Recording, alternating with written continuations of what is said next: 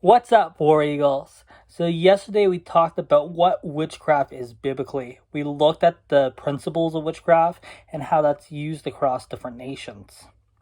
Now in today's video, we're going to be looking at those principles and seeing how it's applied, how other cultures, religions, methodologies use it.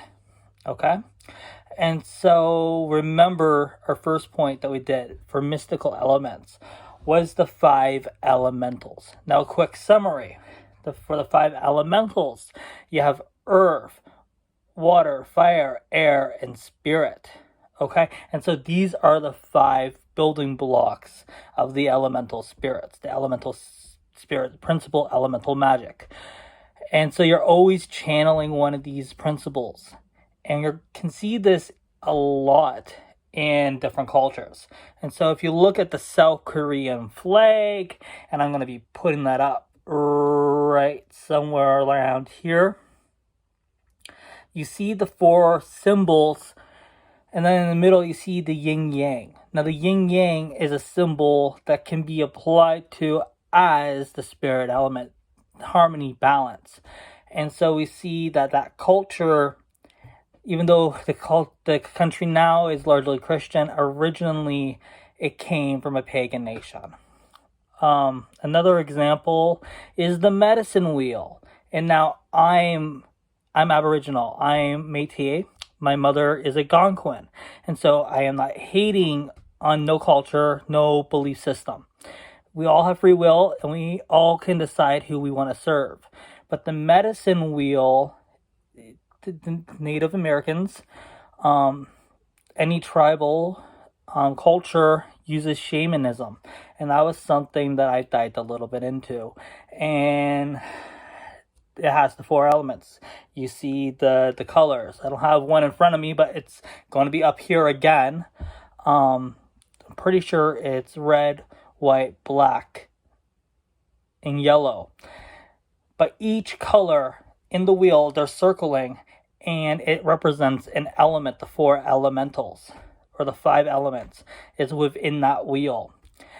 And so what they do during rituals is they circle the deities. They welcome this deity from this wind. They welcome this deity from this wind. They welcome this deity, and it again is a form of witchcraft. Now if we look outside of cultures, let's look into religions. I mentioned this in the last video, but Buddhism has a lot of elements of witchcraft. And so we see the chakras. The chakras come from Hinduism, so I'll get back to that in a second. But Buddhism, that we talked about sacrifice and how you're denying a self to become one with the universe. And so that is a form of witchcraft. Denial of self can be a form of witchcraft. Normally, witchcraft is promoting your own will, but in this case, because you want to merge with the universal, you want to merge with the consciousness of the universe, again, you're connecting with a higher power, you're channeling a different spirit.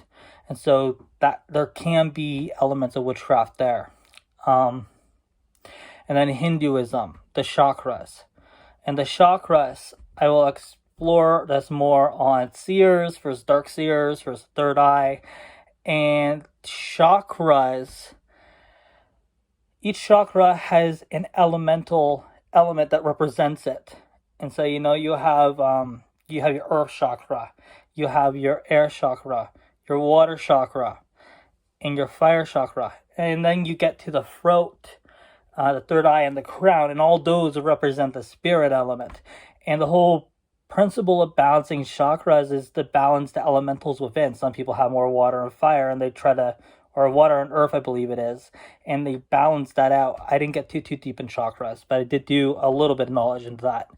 And so there are some elements of witchcraft there. Again, not every system needs to have every single element. Looking at something other than mystical forms of witchcraft, we can go back to witchcraft being of the flesh. And so intimidation, manipulation, all those emotions, all those negative emotions where someone tries to manipulate someone to do their own will done. And that's what witchcraft is, as we discussed, is enforcing a spirit to do your will, another spirit to do your will. And so we see this a lot in marriages, where the wife is under a very controlling husband, and she can't argue. He's like God, right? And anytime they argue, they get up and he just raises his voice, and that is manipulation. That is a form of witchcraft, intimidation. We see this in churches, some churches, religious churches, where the pastor cannot be challenged. They're the ones with the PhD, the masters, and how dare you challenge the pastor? How dare you? And that is a form of witchcraft. We see this even as simply as, and the religious are going to really start throwing stones at me, but tithing, okay? Am I against tithing? No. But there are some churches that will manipulate their people, that will manipulate their church.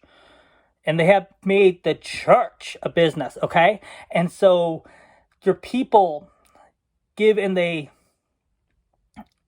give to the poor, but that is not good enough. That is not your tithe. You need to give that. You need to give your 10% plus. And your time is not your tithe. And they manipulate and they put guilt and they put shame. And how could you come close to God if you don't do this? And shame on you, church. Shame on you. How dare you manipulate your people? How dare you manipulate your people? Yes, we should tithe. Yes, we should be cheerful givers. But we're not obligated that under the law no longer. That was for the Levites. You are not a Levite. Pastor, you are not a Levite. So don't you put that bondage back on your people. The Lord loves cheerful givers. But don't you put the bondage to make them feel like they have to.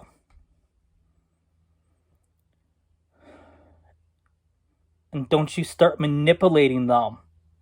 Don't you start manipulating them into feeling bad about it. That is a form of witchcraft. And it needs to be stopped in the church. Yes, we need cheerful givers. But do not start manipulating.